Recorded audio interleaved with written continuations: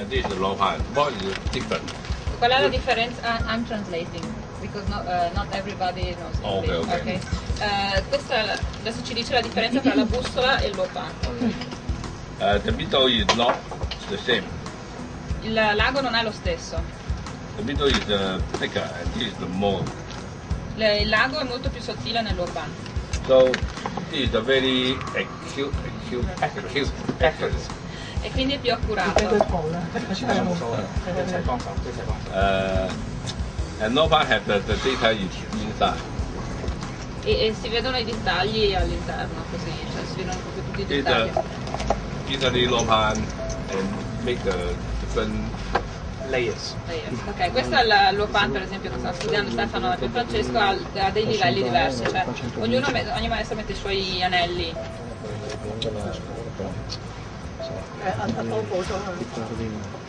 Every layer has different meanings. Ogni anello ha significati differenti.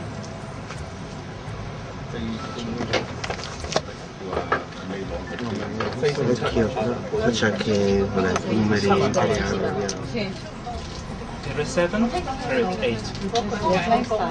Ok, questo allora fa vedere il periodo 7 e il periodo 8. Different meanings. E gli 8 periodi hanno significati diversi. This is low pan ruler. Questa è una squadretta low pan. Un righello. Ed è utile da utilizzare sui disegni. After you use the law pen to measure the direction, you use the ruler to cover on the floor plan. Quindi prima si usa il low pan per misurare le direzioni e poi si utilizza questo strumento sul disegno. And the holes there, you can use the pen to point and use a ruler to make a straight line. I buchetti servono per puntarlo sul foglio e segnare i settori. Ma così. First of all, make a center point of the center of the house. Prima di tutto si individua il centro. And then use the law pen to check the direction. Con lo pan verifichi la direzione. And then fit the rulers here and point it. Qua e punti per segnare sul disegno i settori. After making every point, you can use the rulers to make a cross, to make a straight line, so you can see there's 8 major directions. Quindi puoi disegnare gli 8 settori direttamente sul disegno. You can use the star combinations. You measure with a very accurate, with using point to the lines here. You can see very. Si misura molto accuratamente e nella direzione in cui punta l'ago vedi, puoi leggere tutti gli anelli. So in every layers has different meanings. E ogni anello ha un significato differente. E dopo ci sono invece si arriva alle 24 montagne.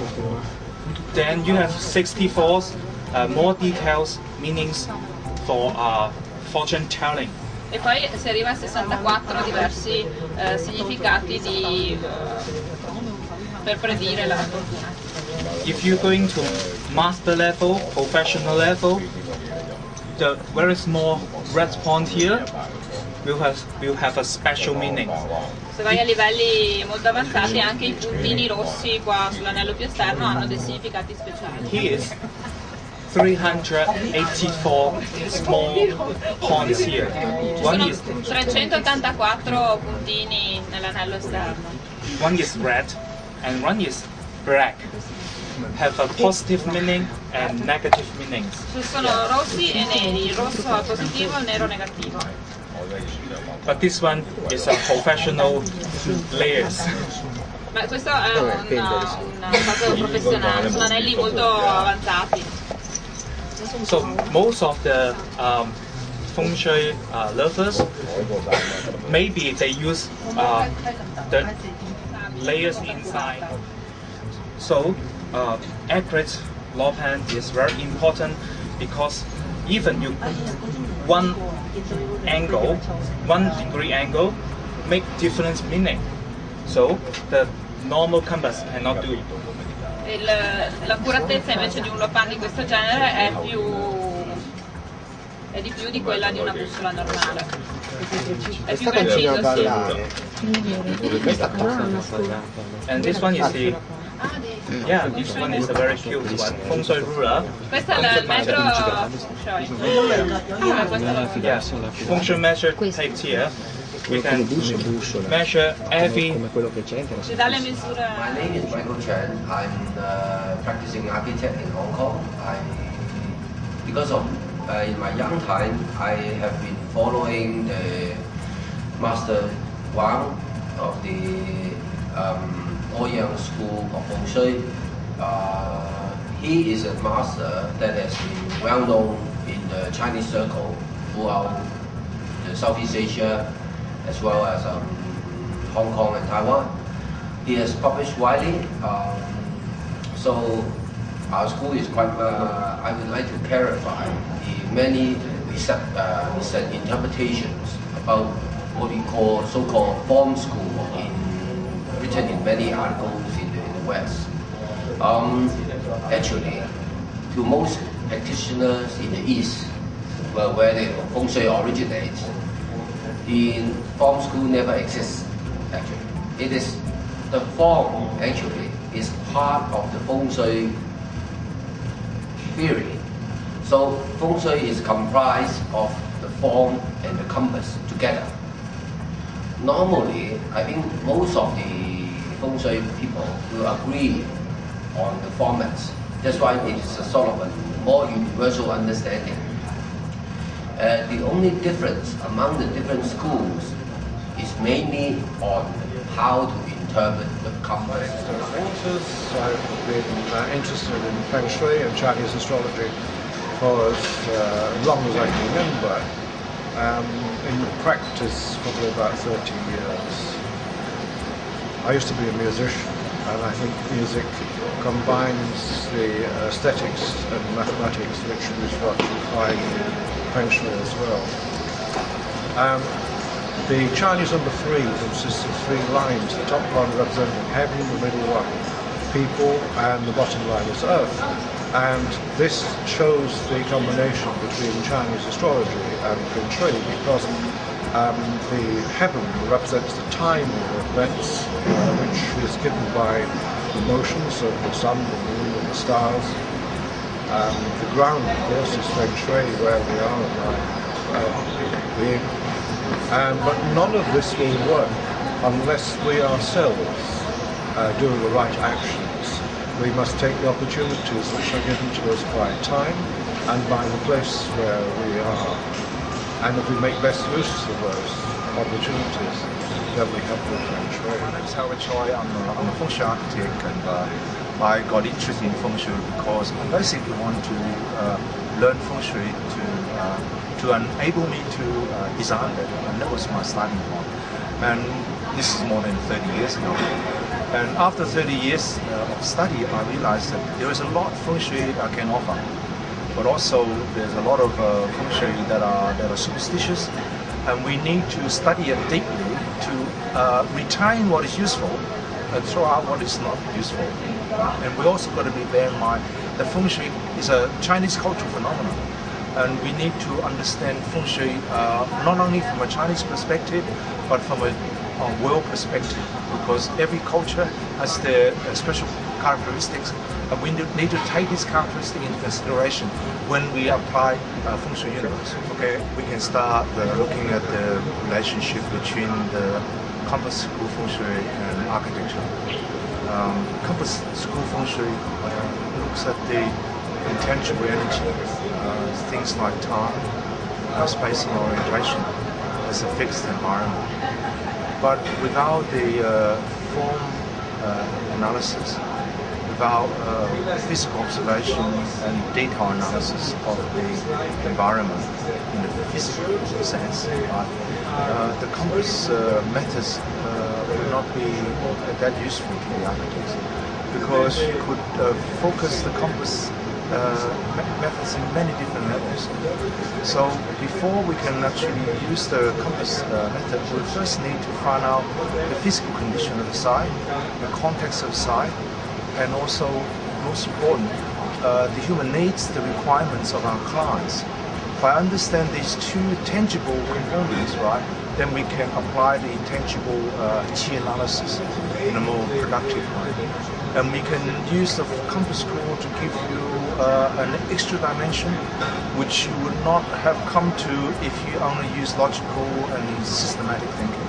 Very often in the creative process, we need to go against the trend. We need to look for an alternative way that we don't often think of. And the compass school, because its synchronistic nature, allow us to have a creative stimulation that's missing in the normal design analysis process. The methodology we use in the West is the Bajai system and the Flying Star system. Bajai means A-mention. We basically divide the space into 8 directions. And the idea is that in the Bajai system there are 4 west 4 directions and 4 east 4 directions. And if you are east 4 person, the idea is you live in an east 4 house, and if you're a west 4 person, you live in a west 4 house. Now, time as such is not taken into consideration apart from the year of birth of the user.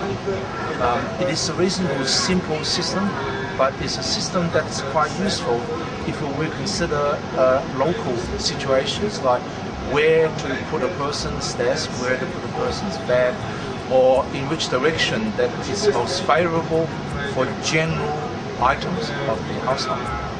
But when it comes to more complex situations of a complex environment, especially places like Hong Kong where the living space is premium and very often we don't get a wide choice of where we live, Bajai system could be limited. Whereas Flying Star system, because it deals with the relationships between space and time, and it has a lot more layers of input, we can be more flexible and more dynamic in the way we apply the compass method. But both systems needs to bear in mind, right, the physical condition, the form and configuration, as we say in Feng Shui, and also the human needs. What the client wants to do, what the client's lifestyle, his cultural background, his psychological state of mind. As therefore, we need not only just using either one of these or both systems, but we need to use them in conjunction with studying the human being and studying the physical environment. We use the term 体用 in Chinese. Basically, it means essence and form. Right? Now, the Feng Shui essence is really universal, and that principle allows us to use it to express it in different form. And as you can see, even in China, the building style is different, vary from place to place. But the idea is the same, that we can live in harmony with an environment. We can live in the most natural way, and we spend the least amount of energy to keep ourselves living productive, as we say, to take advantage of the sunshine. So my name is Raymond No. I'm a Feng Shui consultant. So I also help people to improve the fortune in their house, and also I do destiny analysis to help people to make decisions and planning for the future. So Feng Shui, I find it is a very fascinating Chinese subject. It's an ancient Chinese knowledge talking about how the environment can affect your luck, your well-being. So the Chinese has discovered there are different kinds of energy existing in the environment, and some of the energies are good, and some of the energies can cause you to be sick and cause you to have conflict with relationship problem. So therefore, as everybody live in an environment, everybody either work in a house or work in an office or live in a house. So therefore, everybody should understand what kind of energy is affecting them. So the job of Feng Shui Master is to help you to identify where is your good energy. So therefore we help you to make use of it, maximize, activate it. And then we also identify where is your bad energy. So therefore you should minimize it and try not to sit in that kind of place or work in that kind of place.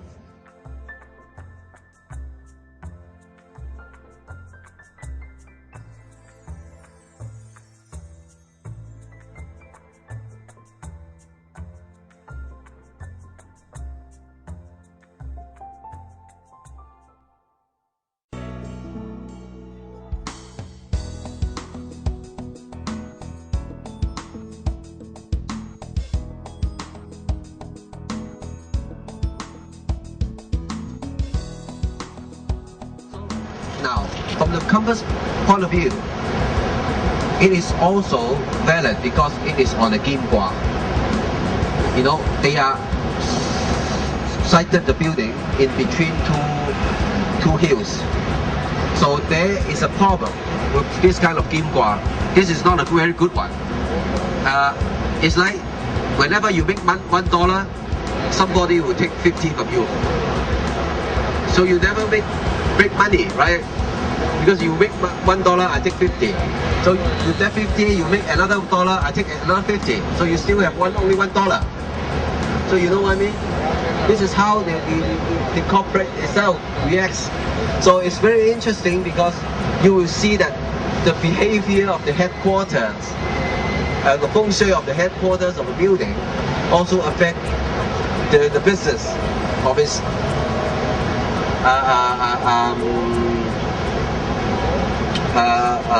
of the corporate. Now, and also, I would like you to see that this is on this side, on the back here. You cannot see, it's the government's house. Okay, now the government house have 3 wings coming down from the government's house. The left wing and the right wing. Now the British, when they are planning this, they are unconscious of this kind of things.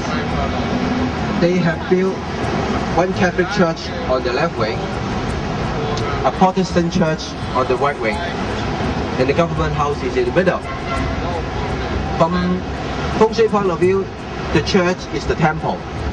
It's a place of bad feng shui for normal people.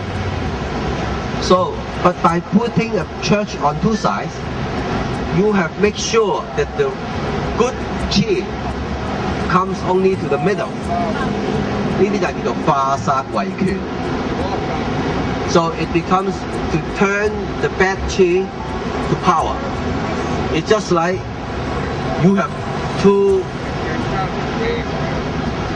how to say, very nasty bodyguards on 2 sides. So you become very powerful, even if you don't know how to fight. Because people are afraid of you because of them. You know, this is the analogy.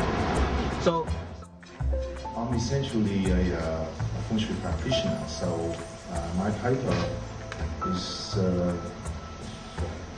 very practically oriented. And this title is trying to find out what constitutes the tea or the essence of Feng Shui. So perhaps one day in the near future, right, we can use this tea, this essence, to produce a yung or a form of modern architecture, right, in planning that can embody the Chinese desire to be Jiyuan, to be that there is trace elements, and if they get exposed to sunlight and wind, right, it could produce detrimental effects. So therefore, we look at underground streams and we'll look at water courses very carefully, as well as looking at the quality of the water. So, you know, Feng Shui becomes wind and water. Not only water has a metaphysical meaning, but it really has a very physical application to the way. So therefore, we have to look at the amount, right? Size do matter, right? And we can look at how to set up a standard to measure these things. Now, we don't have that much trouble physically, but the problem is when we actually get to the Li Qi part of it, the compass part of Feng Shui. Because in the compass part of Feng Shui, we don't really have an agreed standard. The way we measure time, the way we measure space and direction changes with every Li Qi technique. But with the physical component of it, well, we don't have that much trouble. Go back to the basics. So what do you mean by Feng Shui? Feng Shui actually, we call it wind and water. So the 2 Chinese words. But actually these 2 words doesn't come at the beginning. Before we have the term Feng Shui, people call this subject different names, like Kan Yu observing heaven and observing the earth.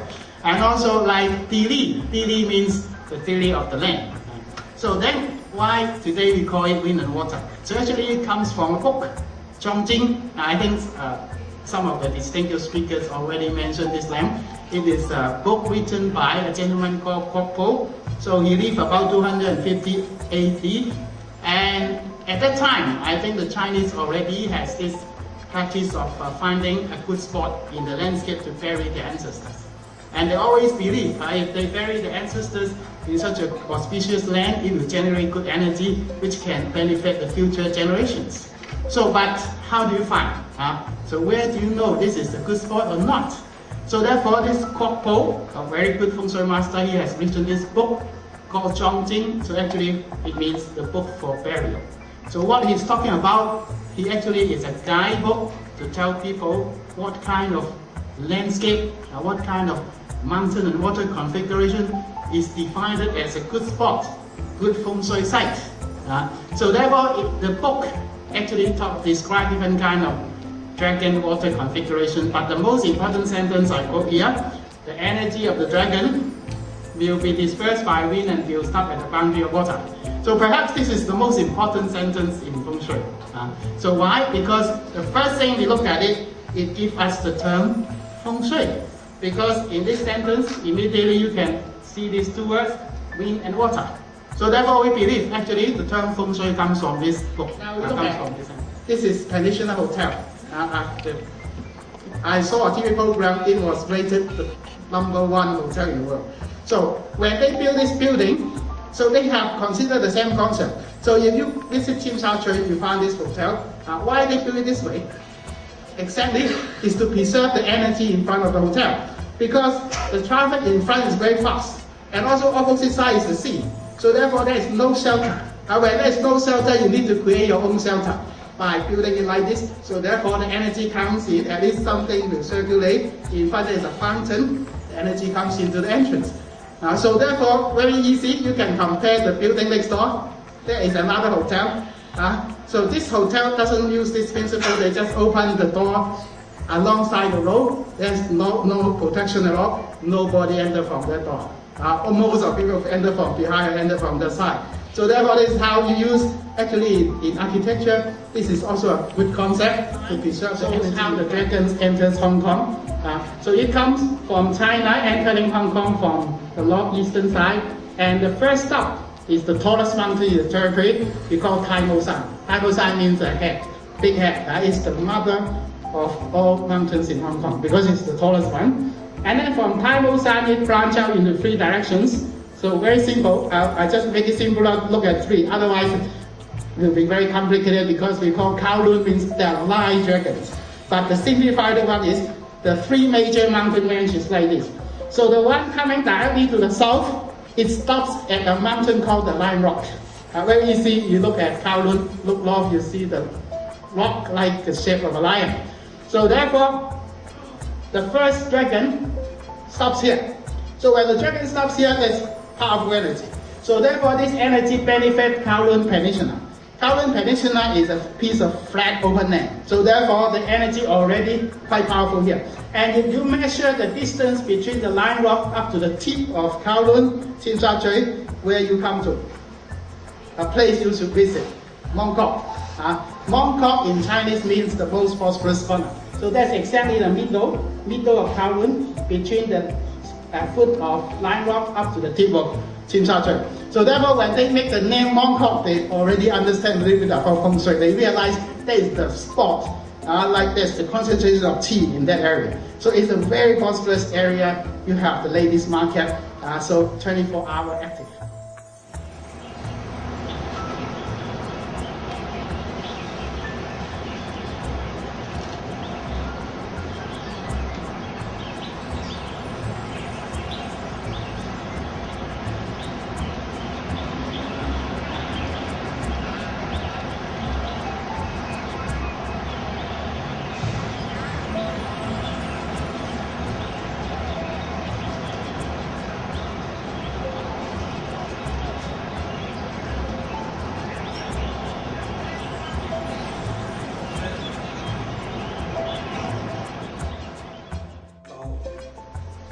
Then, this is the one everybody knows, is the one that Marco Polo describes about the great Mongol Kublai Khan who built the great city of Beijing. Now, this is the outlook of the stars, and this is the hills. What you see will be two sets of hills, one on this side, one on this side, and then the river flowing through in the Chinese concept.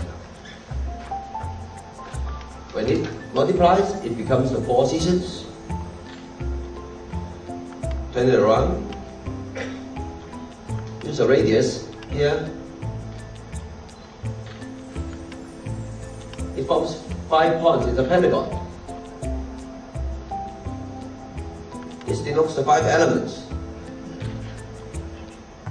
And sorry about that, my slide haven't got the English translation, but this is water, give rise to wood, wood give rise to fire, fire give to earth, give rise to water. It means quarreling among yourselves, fighting among yourselves, right? Things about this. This is the sound. He used 11 and 5. 1, 2, 3, 4, 25, 21.5 and 17 multiplied together is 300.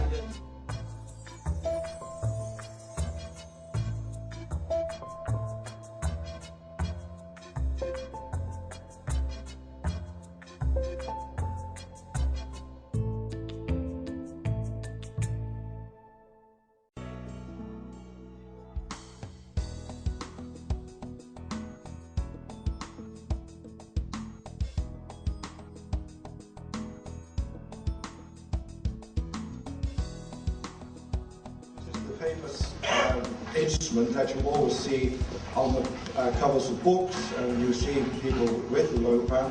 Where did it come from?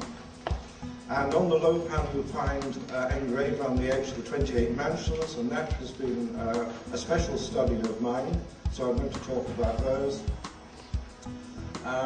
Where the low pan itself came from, which was an astronomical instrument called a shi, and what it was used for, and how it now applies to modern Feng Shui principles. So, some years ago, 1988, I was asked by a Hong Kong film company about the year of the snake, because that was the coming year, 1989. And having said, you know, if you're a snake person, you do this, and sort of people that you meet, then they said, well, what actually is the 1989, the year of the snake, going to have in store for us? I said, well, snakes live in the ground, and it's going to be an earth year. Now, when the snakes think there's going to be an earthquake, they come out of the ground. So there's the world, and there's the snake. What happens? It causes an earthquake. And then they said, well, have you any specific advice? And I said, well, if you live in California, in San Andreas, I said I would go and decide to sell my house and move somewhere else. So what happened that year in San Andreas? There was a terrible earthquake. And that prophecy sort of really set me on my feet. I'm very sorry for the people who lived in San Andreas, but I have to say thank you very much, because without that, I wouldn't be standing here today. But that's not all. The same question was put to me some years later, when it was 1999, also an Earth year. And a big eclipse was going to happen in Europe, and for the first time for many, many years, in England as well. And on this map here, you'll see the path traced by the eclipse as it went through the corner of England, right across Europe, and then out to Central Asia. And people said, well, what does this mean? And I said, well, where does the eclipse actually happen? Well, I have looked at the Chinese classics to see how people looked at eclipses in the ancient times, and looked at a map, a star map, to see where the eclipse was going to occur. That's where the eclipse was going to occur in the sky. And as you know, this is caused by when the sun and the moon get together. And it happened in the constellation called Niao, the bird star. And because the bird star used to represent the bridge between the first half of the year and the second half of the year, it was a symbol of bridges. And I said, well, my interpretation that this is going to mean the destruction of bridges. And shortly afterwards, there was a revolution or some political upheaval in Serbia, and the bridges across the Danube were bombed by NATO. And so I thought that was the prediction, but it wasn't, because shortly after the eclipse had happened, it got its maximum in Istanbul, which was the bridge between Europe and Asia, and that was destroyed partly by an earthquake as well. So there are the two earthquakes, forecast according to Chinese astrological principles. Different principles, but both leading to the same direction.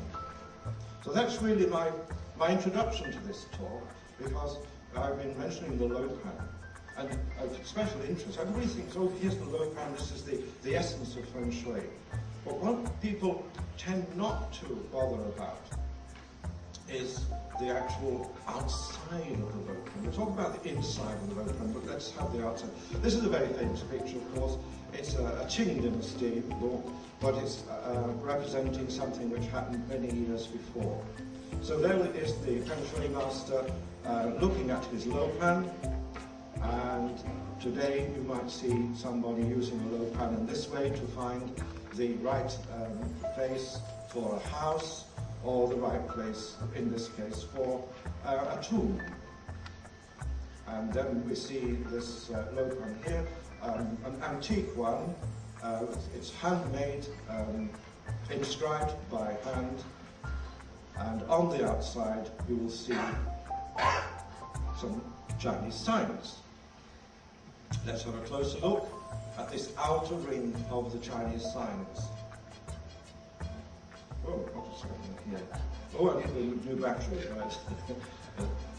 How do we get on? Click here to change. Oh, okay. Oh, okay. Let me get these outside signs. There we are. Now, these outside signs here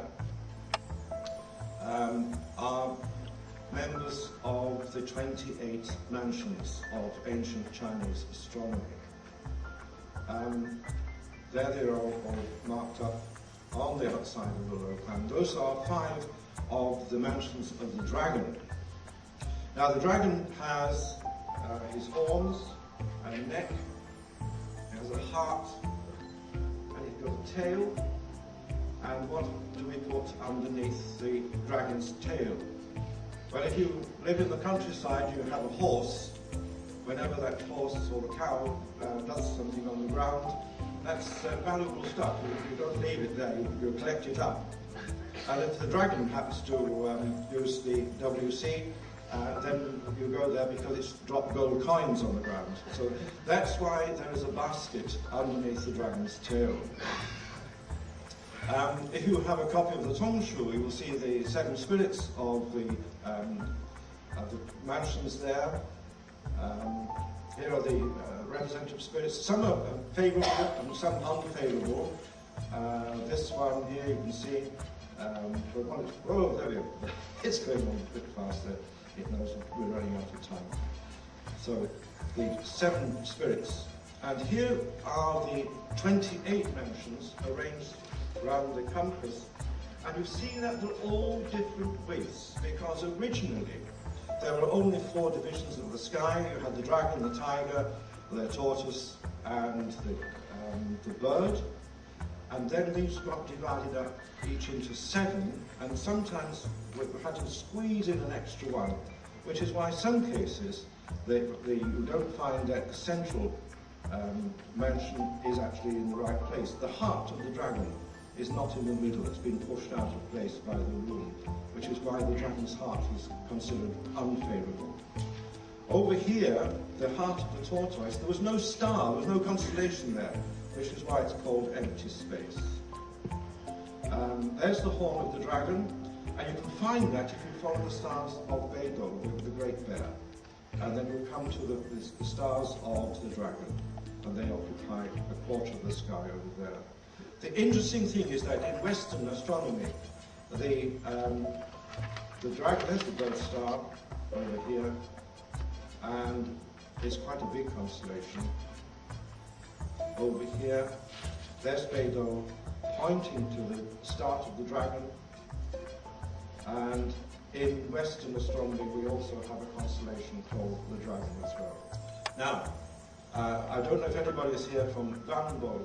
Guangbo make most beautiful souvenir instruments, and they have made this wonderful copy of something which never existed. It's a great shame because it's so lovely. You know, in the middle there is a magnetic spoon which will point to the south. It's a wonderful piece of equipment, but it never existed. It was in fact a mistake, because the old scientists thought that the representation of the Great Bear on the middle of the ship was in fact a spoon. But it's called Beidou, which means the northern spoon, but it's not a spoon at all, it's the stars. It looks like a spoon. So, but Guangbo actually makes some very beautiful instruments, and if you want to get a really good low pan, the one that they make in brass, which revolves, is a very splendid piece of equipment. So, apologies and thanks to Guangbo there. There's the dragon constellation shown on the end of this.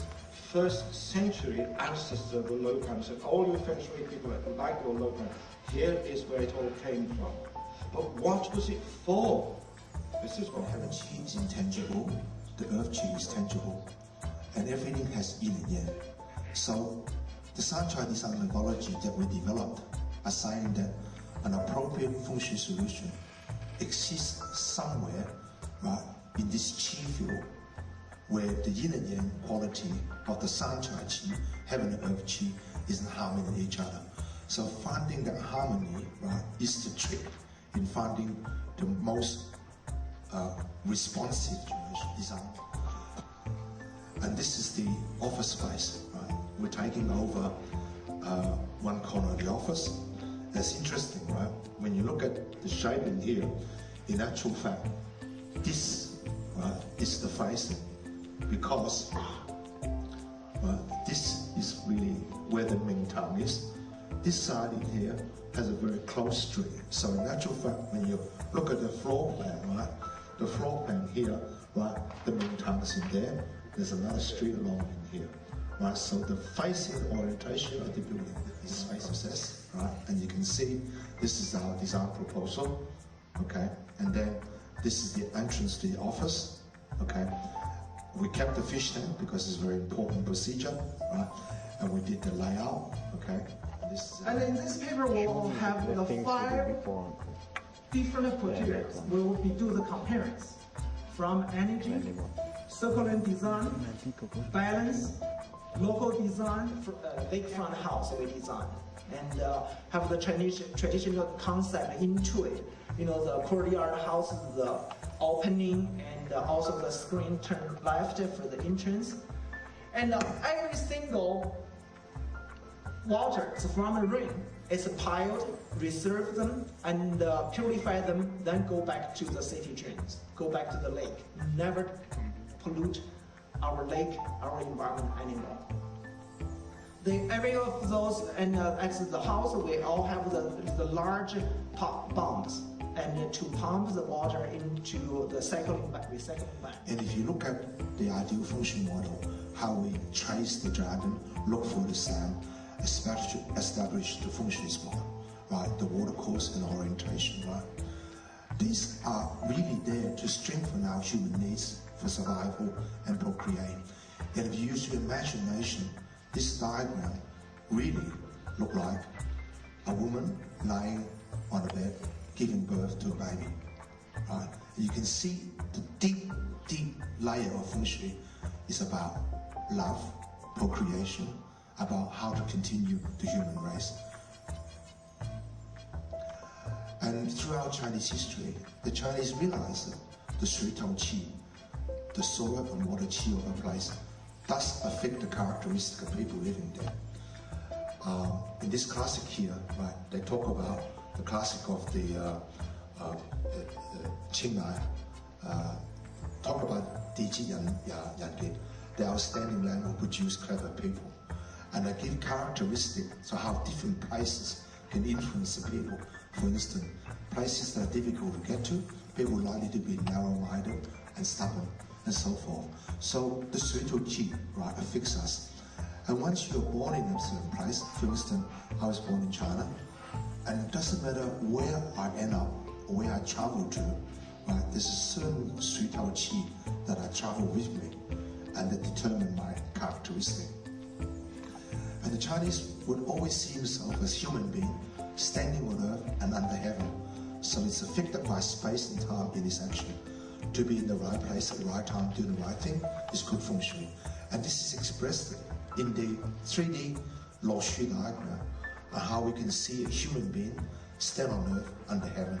So this idea to be having your foot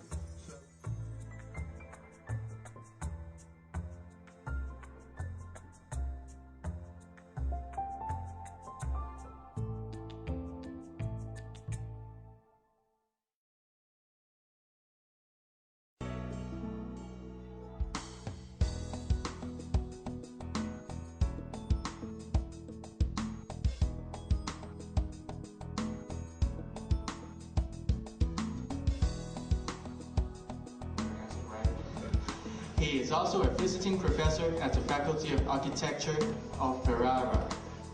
He is the author and co-author of several books on Feng Shui, and he is also the chief editor of the online magazine worldwideweb.fengshuiitalia.com. So let's welcome Professor Ross. I will speak about the universal principle of Feng Shui. It means that for me, my way of research of Feng Shui, I understand that Feng Shui is not only coming from China.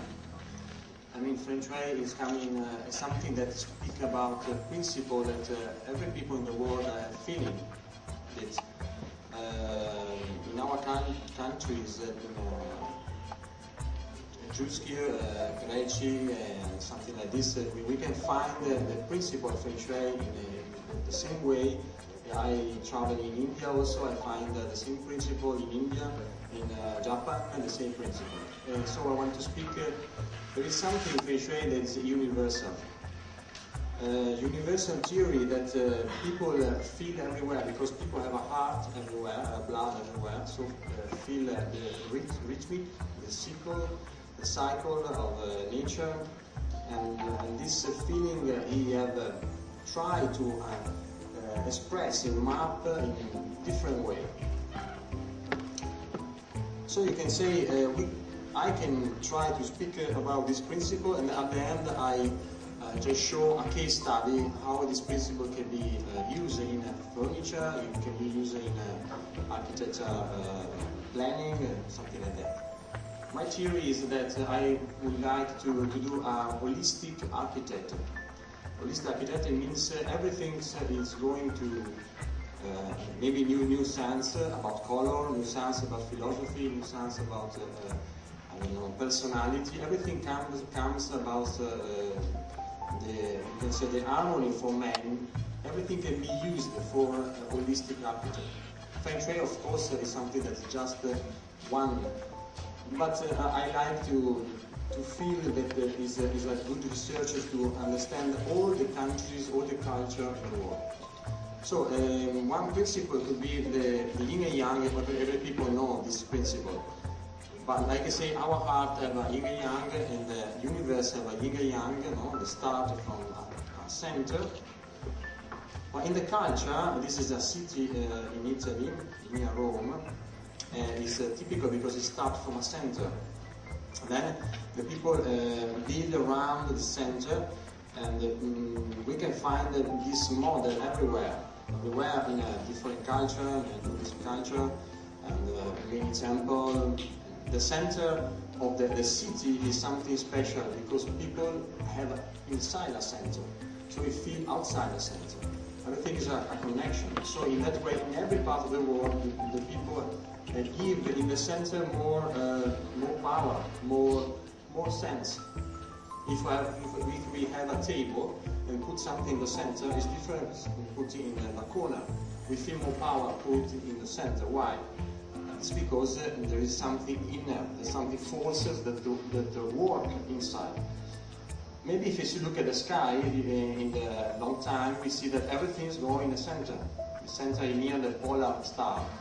But just for feeling that our cell everywhere is going around. You know, the world is going around, and so there is the two forces that's going around of us. And so the feeling of the center is something that more deeper in every people feeling this. After the center, in every culture, people feeling this, every culture starts to construct the center in 4 directions. You can find this everywhere. It's not really only in China, in India, I was travel, in Italy also. And this direction, of course, is now south, east, west.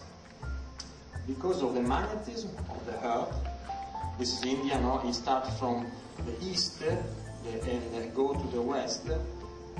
This is a solar, culture. In Italy is the opposite, because we are a Christian culture. So it depends how the principle go inside the culture. The culture change the principle, but the principle is equal. If we see Luo Pan, we can say Indian Luo Pan that is called Vastupurusha. It's something similar to the principle, the way to, the place and the way to construction. These methods is similar to the way the China constructs the Luo Pan.